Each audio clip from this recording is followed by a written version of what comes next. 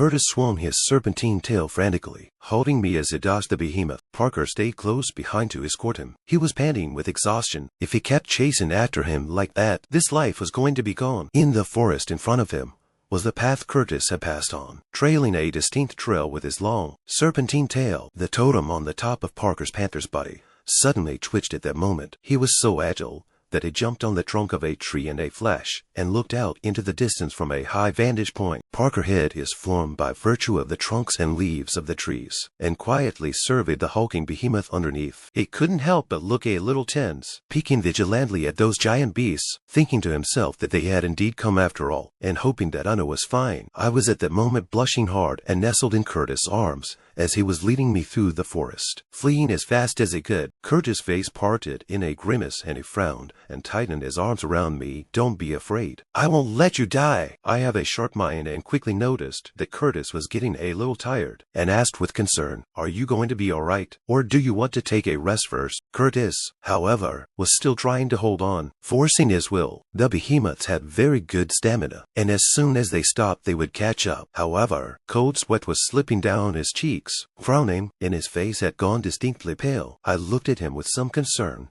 Curtis clearly didn't even have the strength to hold me tight anymore, and at this rate, sooner or later, he would be dragged down by the behemoth. Curtis silently wrapped his arms around me a little tighter. He suddenly lowered his head and gently kissed my cheek, with a solemn promise in his voice. "I won't let go of you." I was really heartbroken that he looked like this, and bit my bottom lip in an inner tangle. I then snapped my eyes open and made up my mind that I wanted Curtis to leave me here and leave me alone. But before I could finish, Curtis interrupted me, concerned. He asked if it was hard. "Hold on a little longer. I'll try to be smoother." Just then, I looked up as if I felt something, and a flying eagle suddenly swept by directly above them, and it was none other than Muir. I frowned sadly, finally realizing that Muir's purpose, as it turned out, was to force Curtis to hand me over. Curtis snapped his head back, his eyes glaring sinisterly up at the sky. Glaring indignantly at Muir, he looked at the flying eagle and warned in a serious tone, "As long as I have a breath left in me, I will never let go of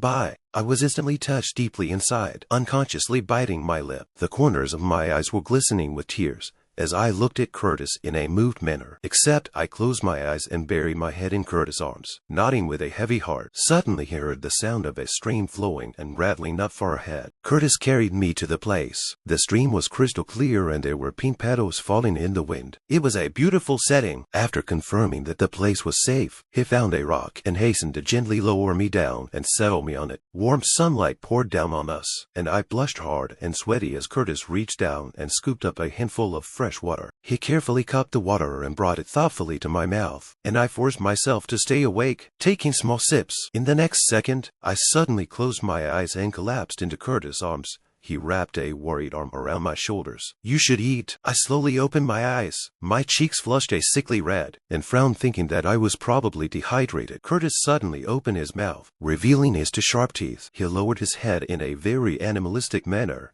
and opened his mouth to bite a rabbit to death, blood instantly spurting out of the rabbit's neck. Curtis handed over the rabbit and opened his mouth. I opened my eyes in a daze, a little disorientated, and obediently opened my mouth. My throat kept sliding, and I involuntarily swallowed a few mouthfuls of blood. In the next second, I realized something was wrong with my palate, and snapped my eyes wide with horror in them. I jerked my head around and rushed to the ground, choking and coughing over and over, tears hanging in the corners of my eyes as I tried to vomit out the contents of my stomach. Immediately after, he jerked his head around to glare at Curtis. His face parted.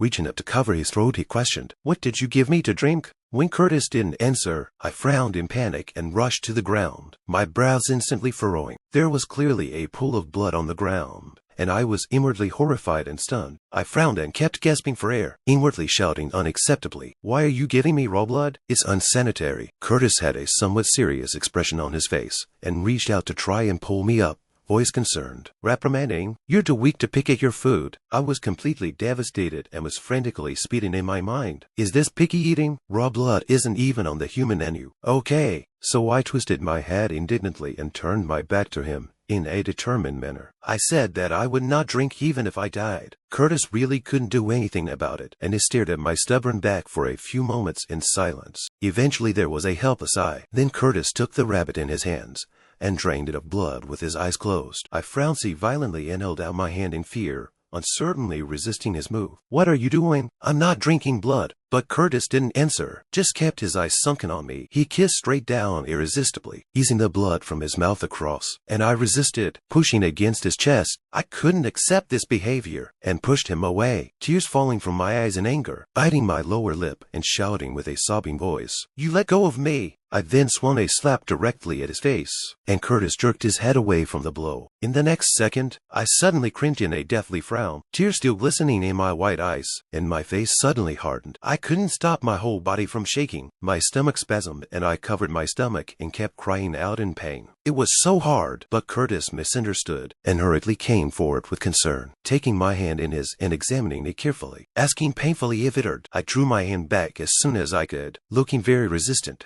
"I need to rinse my mouth. I need to wash my face. I'm covered in blood. I can't stand it." Curtis reached out and helped me, leading me to the edge of the stream and setting me down to sit on a rock. I looked at the clear stream and hurriedly lowered my head to scoop up a handful of water. I couldn't wait to splash it on my face, cleaning the blood stains from it. After washing my face, I frowned and picked up a strand of hair and sniffed it gently. "How come this egg smell won't wash off?" Curtis suddenly reached out and gripped my arm, trying to pull me to my feet. "Let's hit the road if we're done washing." I frowned sadly at him. "Curtis, you're giving me to hawk beast." Curtis' black momentarily hardened, his English brow furrowed in an icy chortle. "Dream on." I bowed my head and voiced my concerns, pleading with him, "Even if you don't care about your body, I won't be able to hold it together." After a while, I was very embarrassed to open my mouth, like the convenience thing. Curtis looked serious. "The tide of beasts will rest, and when they stop they will rest. You will drink animal blood for a few days and there will be very little fesses." I frowned sadly and advised him, "Why are you so bitter? If you like me, you can pursue me openly and honestly." But Curtis was silent when he heard this, his mind wondering what was going on. I couldn't stop pleading with him, holding on to his arm. "Will you put me back in the tribe? I'll be able to meet you with the tribe too." Curtis wrapped an arm around my waist. "You are mine alone. I will not allow you to have another male. Don't even think about going back to the orc tribe." I knew he misunderstood and quickly waved my hand at him. "One mate is enough. If I picked you, I wouldn't want another male." But Curtis couldn't listen anymore.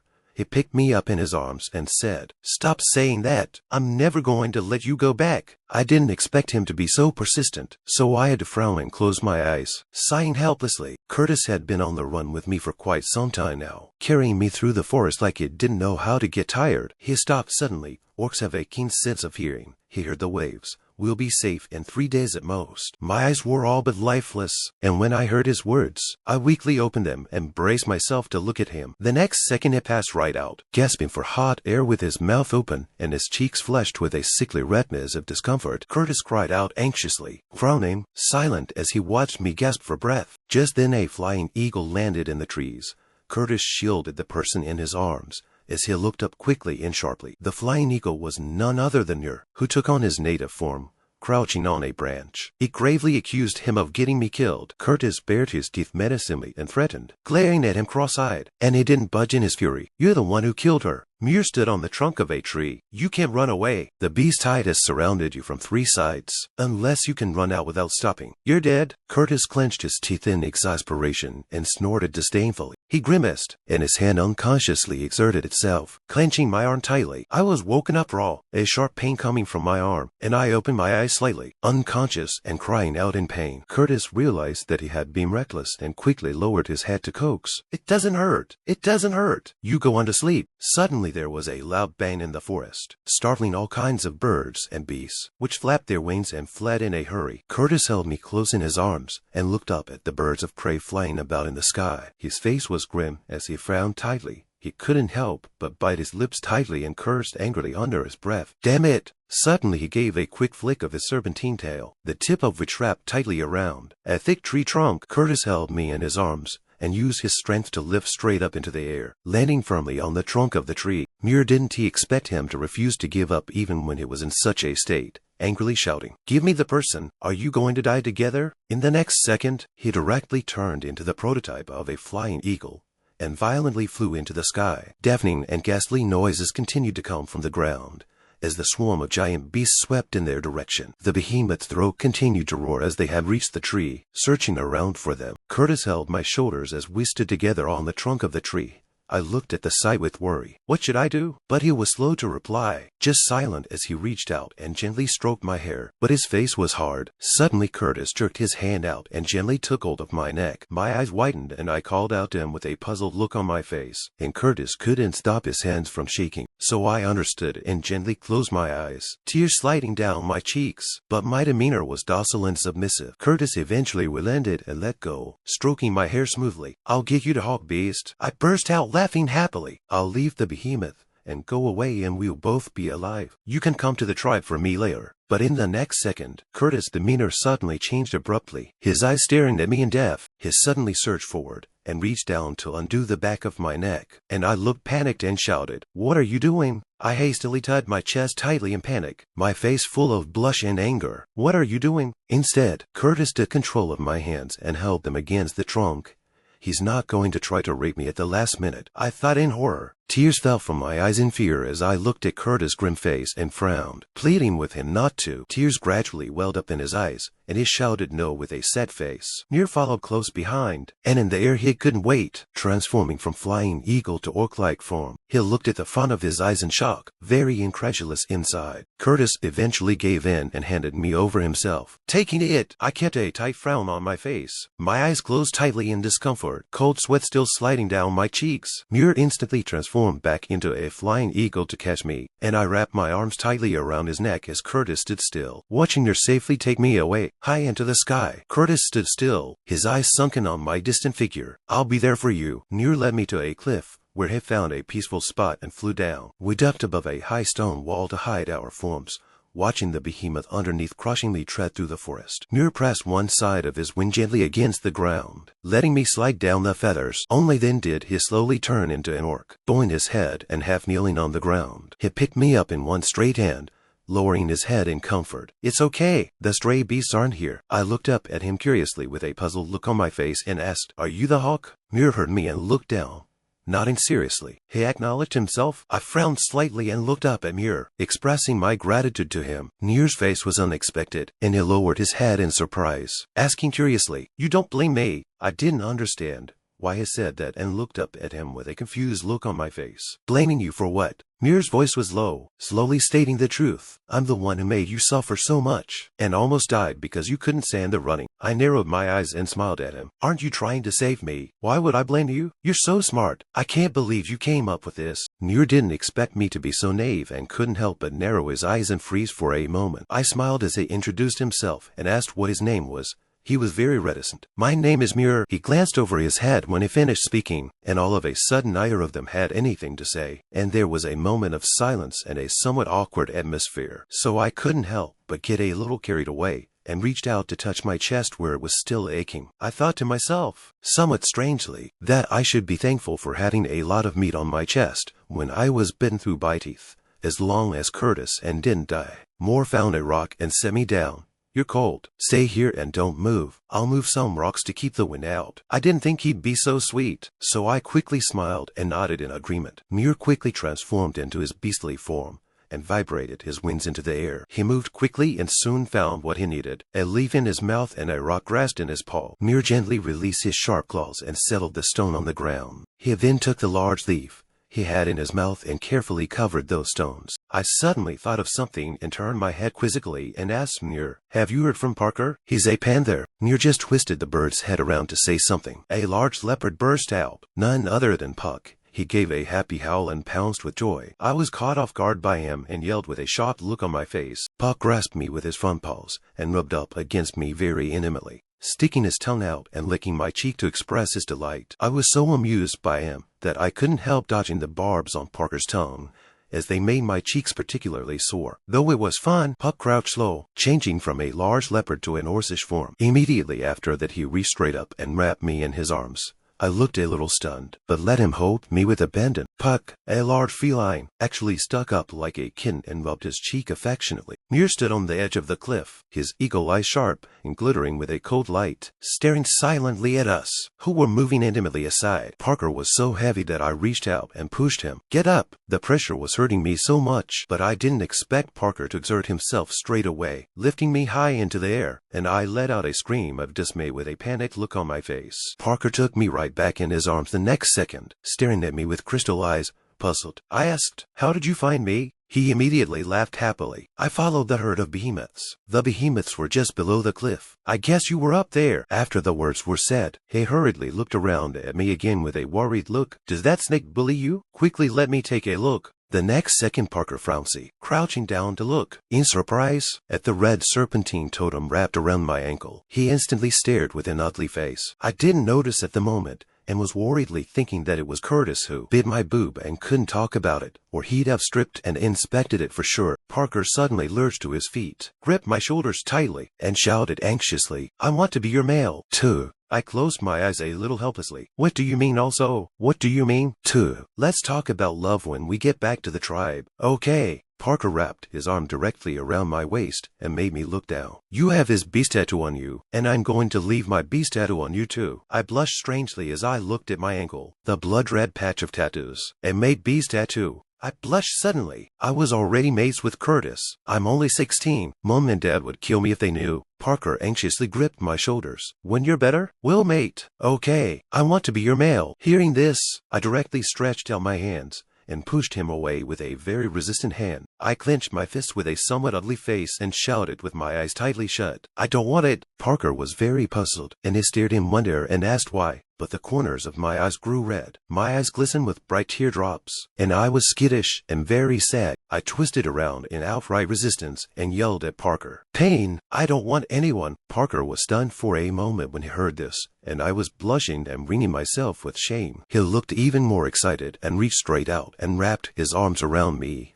"I've heard that females only hurt the first time, and that they don't hurt after that." Parker kept begging to be plastered, and I had no problem reaching out and shoving him in the face. "I don't want it. I don't want a mate for a while. I don't want anyone." My head was smoking with anger, and I turned my back on him unhappily, and he lost it, and even his ears drooped in aggravation as he reached out to try and pull me. Mir, who had been watching the play for quite some time, turned his head away with a breathless look on his face. In the next second, he directly changed from the huge black eagle back to his native orc form. Mir then lifted his foot again, heading towards the two men who were scuffling to the side. Mir stood behind him, raising a hand directly on Parker's shoulder, his face expressionless in his accusation. "You're going a little too far." His cheeks carried the distinctive remarks. Parker noticed the mark at a glance and couldn't help but look serious. This was the triple-striped beast with stronger abilities. His mind was a jumbled mess, and he turned warily, shivering as he stared at Muir, and I watched him breathlessly in this state. I then went straight on my arse, Saturday down on the rock behind me, and somewhat helplessly interrupted them. "All right." I saw them all looking over, and quickly pulled back to business. "Let's figure out a way to get rid of that group of behemoths first." So I straightened a strand of my hair, looked a little sad, and sniffed it gently.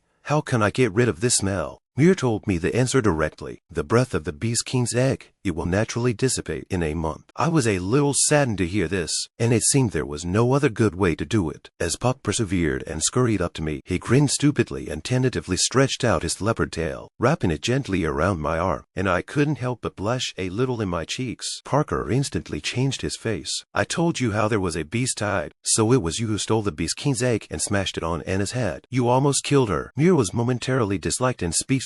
This matter was indeed his responsibility, so he was silent.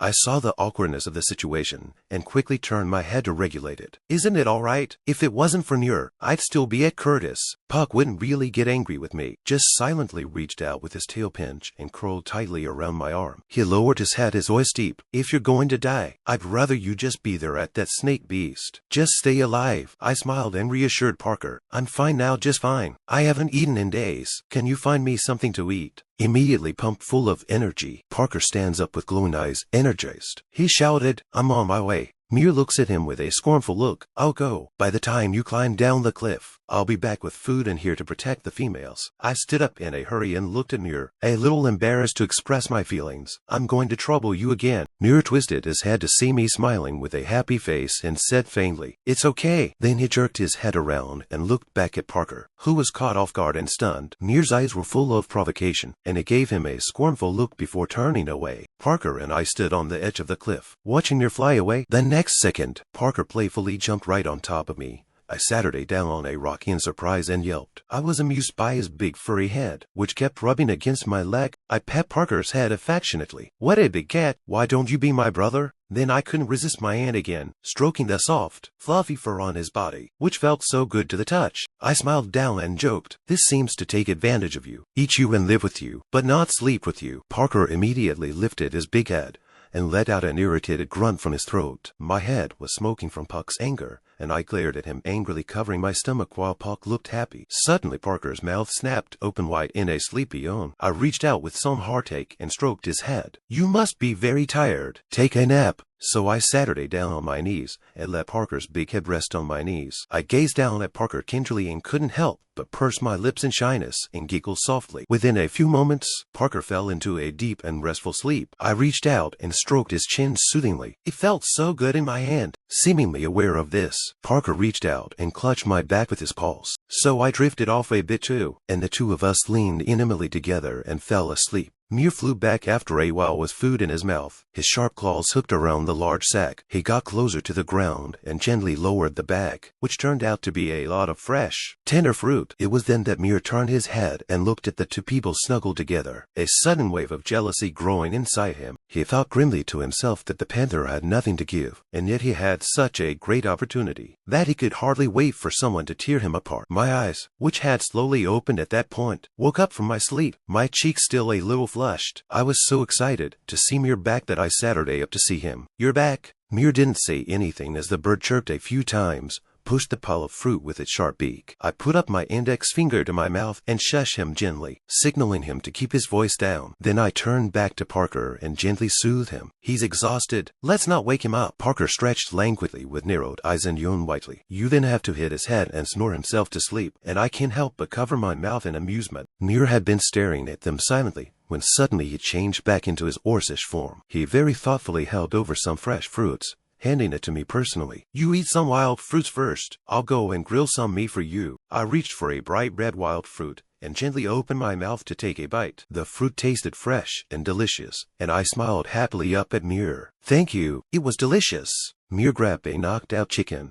It's off to the grill as it heads a short distance away, and I look up at him at the sound of voices. All that was seen was a breeze, and the robe behind him was violently blown open, revealing Muir's big, smooth butt. I blushed as I watched. Males are so spontaneous in the wild. They have no sense of covering up at all. It was getting late, and Muir kept drumming something there with his head down, but the chicken never got cooked. I couldn't stand to watch some of it, so I thoughtfully asked, "Let me help you." Muir, however, was very strong and said no. Immediately after he turned his head to look at me again, his voice was full of concern. "Don't come out when it's windy outside." I took another bite of the wild fruit, embarrassed to open my mouth. "Trouble you. We don't know each other, and I'm asking you to do so much." Muir began roasting the chicken, and without even turning his head, he said that it was only right that the males take care of the females. I was deeply touched inside and hugged the fruit thinking, why aren't there such good men over there? I can't even leave. In a short while under the scorching fire, the roasted chicken emits a tempting aroma. The color is golden, which makes people's fingers tingle. I soon caught a whiff of the aroma and my stomach rumbled uneaten. Muir thoughtfully got off a piece of chicken wing and stuck it on a stick and handed it to me. He stood in front of me and spoke without expression. "Eighth, I didn't bring any salt. It might not taste good." I reached out and took the stick from his palm and said a happy thank you. Before I even ate it, I couldn't help but twist my head around it and praise it to Muir. "It must be delicious if it smells so good." I kept my head averted from looking at Muir, blushing and thinking, I can't look.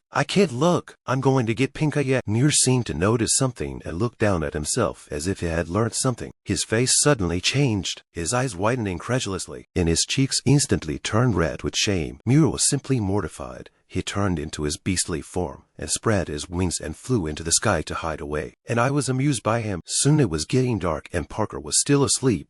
Muir stood outside like a guard. I noticed his silently stoic back and watched in silence for a long time. Muir hadn't noticed me in the slightest, his eyes glancing around warily at the outside. I couldn't help but think with a nagging thought, should I let Muir in to sleep? It'll give him the wrong idea, won't it? But I was still a little intolerant, and with a deathly clench of my teeth, I made up my mind. I invited him with a little blush in my cheeks. "It's late. Come in and go to bed." Muir was so shocked that the entire Black Hawk jolted as far as the naked eye could see. He turned his head quickly quickly, seeing it all in the eagle's eyes, full of disbelief. I covered my cheeks in shame. It was really a misunderstanding, but after all, he had built the shed, and it was so not a good idea to keep people out, so I scratched my head a little uncomfortably. Don't get me wrong, I don't mean anything else. It's too cold outside so I don't catch a cold. Hearing this, Mir then tentatively stretched out his paw and made his way over to the shed. Mir softened his pace and walked right past the two men. Quietly, he kept a reasonable distance from the two men, and then just sat her down on the floor. I couldn't help but smile at the sight of Mir looking so careful. Then I let go, stretching my arms out with a smile, and plopped down on the sleeping Parker's back. It was almost cozy, as the two pressed close together and eased themselves into sleep. It was the next day during the day that Parker finally woke up from this big sleep, and he jerked his forelegs straight and stretched comfortably. And at this point I was still asleep. Parker called out to me tentatively. I was sleeping soundly without waking up. Parker gloated in his mind. It feels so good to cuddle a female in bed. But suddenly he heard a bird call. His eyes instantly alert. The voice was Mir. Parker snapped his head around and looked at the sleeping bird and beast in shock, wondering incredulously how he could have slept here. Mir felt the intense sight and his eyes snapped open, his eyes clearing instantly as he glanced faintly at Parker. He then stood himself up and shook his feathers comfortably. Parker gently placed me on the ground. He braced his front paws on the ground and tried to stand up. With all the commotion, I eventually came to my senses and opened my eyes in confusion. I sat her up with my arms outstretched and propped myself up, looking outside to see that it was getting light. It was at this point that I noticed something was wrong.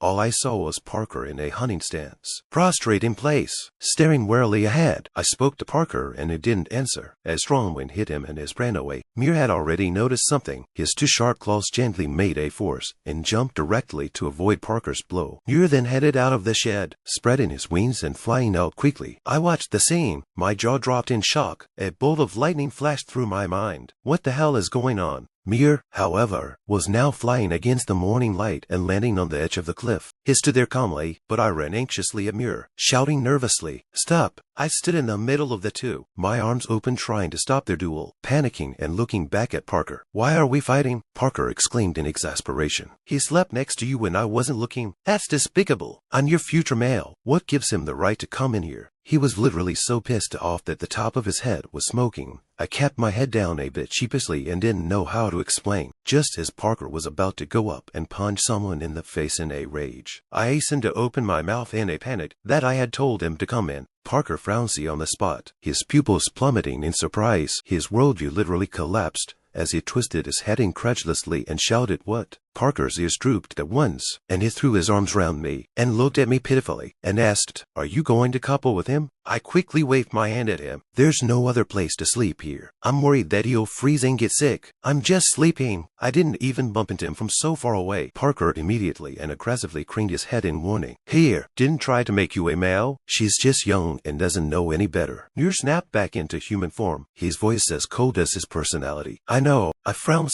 looking at Mir, who was actually shirtless, as Parker reached out behind me. As soon as he covered me in his arms and blocked my view, he warned Mir in a serious tone not to transform if he had anything to do with it. Mir doesn't bother to argue with him and walked straight away towards the front.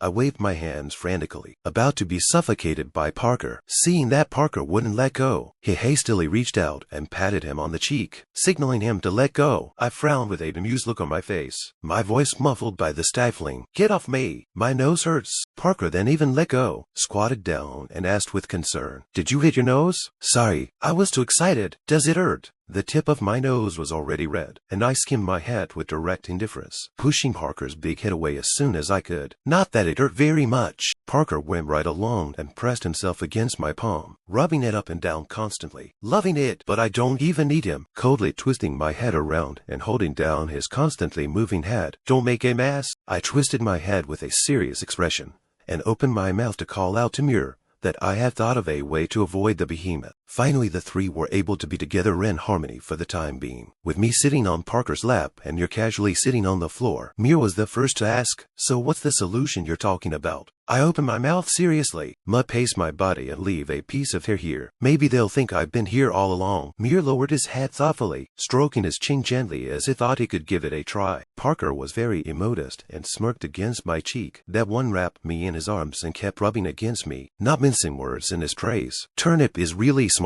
Muir was a man of action. He stood up and twisted his head to admonish Parker. "I'll get Mud. You stay here and protect her." Immediately after he slipped away, he rushed into the sty and flew away. I hurriedly lowered my head, and in my heart, I felt a wave of speechlessness. Spitting madly, "It's really so childish." Suddenly Parker's eyes snapped open and he remembered something. Parker opened his mouth with a smile as it took me in his arms. "You're hungry. I'm going to get you food." Immediately afterwards, Parker plunged headlong into the pond. Excited to go fishing, I reached out my hand to stop him, but it was too late. The man had already run out of sight. Suddenly there was a sharp pain in my chest, and I closed my eyes in agony. I can't help but cover my chest with some sorrow. The place where I was bitten for the past 2 days has been vaguely painful. It can't be bleeding, can it? So I reached down and undid the back of my neck to check the wound, only to inflamed, wet, swollen wounds on his chest from Curtis' fangs were slow to heal. I looked at the bruises on my chest in shock, and my eyes couldn't help but widen slightly. Skimming seriously, I thought, what's going on? Obviously the bite was so deep. Was it Curtis' powerful healing powers that infected me? For a moment, I couldn't figure out what was going on, so I had to reach down and tie on my clothes. But something in me wondered,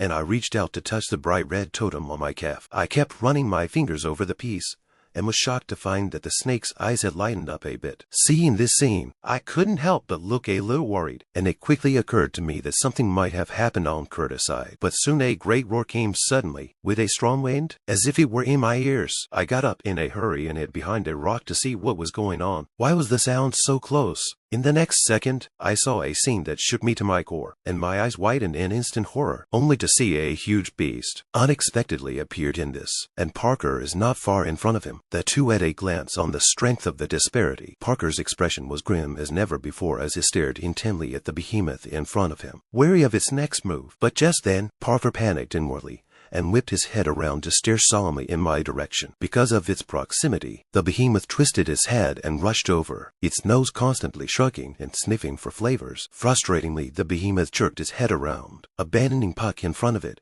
It hissed in my direction. It surprised me by running straight at me with its feet up. Aggressive! Fangs open, and I frowned in place. Realizing the situation was bad, Parker leapt up violently on his hind legs. He jumped high directly onto the back of the behemoth, and opened his fangs to viciously bite his neck. Letting out a hiss of pain, the behemoth swung wildly with difficulty, trying to shake Puck off his back. Parker was too small compared to him. Eventually, he ran out of steam and was slammed to the ground. He squeezed his eyes shut in pain and let out a hard growl. I was so shocked that I fell to the ground. My face was instantly as pale as paper, and I couldn't stop shaking. Parker braced himself and rolled onto his back, looking at the massive behemoth with an ugly expression on his face. He stretched out his claws once more, his hind legs straining as he clung to the back of the behemoth, trying to give it his best shot. My eyes widened in horror as I looked incredulously at Parker, who was simply desperate. Blood continued to trickle from Parker's feet. He was badly injured but insisted on standing in my way. I covered my mouth tightly, having long since burst into tears inside. I was in agony, but I didn't dare to make any more noise to make trouble.